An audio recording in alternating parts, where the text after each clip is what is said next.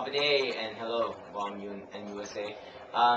Before we start cooking, we're making Tinaktak, which is basically a ground beef or shredded beef cooked in coconut milk with green beans, cherry tomatoes, onions and garlic and all that good stuff. I just wanted to clarify and to,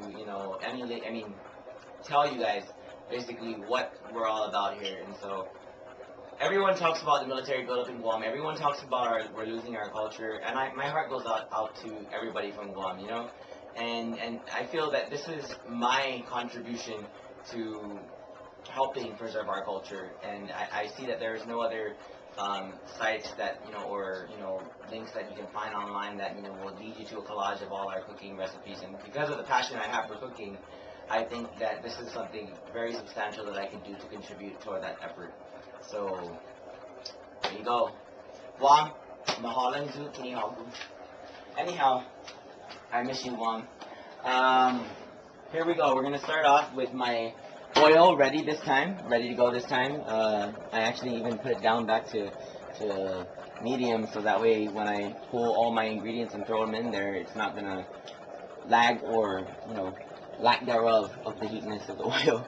So, as usual, I'm going to grab my garlic first, and the reason why I grab my garlic first all the time is because you want it to cook into the oil, and you want those juices to seep out and have a cooked taste before before anything else comes out. And I know that I'm cooking ground beef, but usually I use processed beef, which is a natural form of the or alternative to ground beef.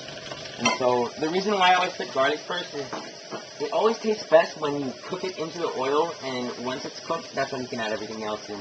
And it's brown, it just tastes a lot better that way. And although that I used oil here, and I know that I'm going to throw in ground beef and it's going to extract some oil, I am using 90% ground beef without, with a less than a 10% fat. So in this case, once I'm done cooking ground beef into this garlic and onion sauce, I'm going to strain it, because we don't want all that mantika or fat to be used into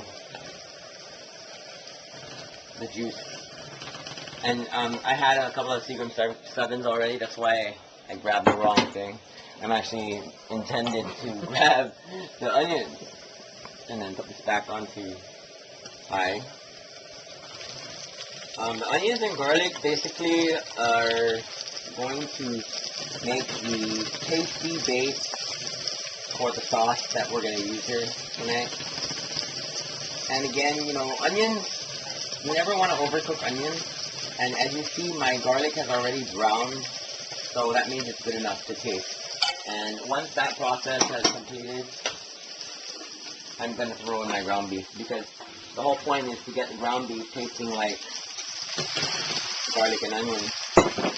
That is what we need.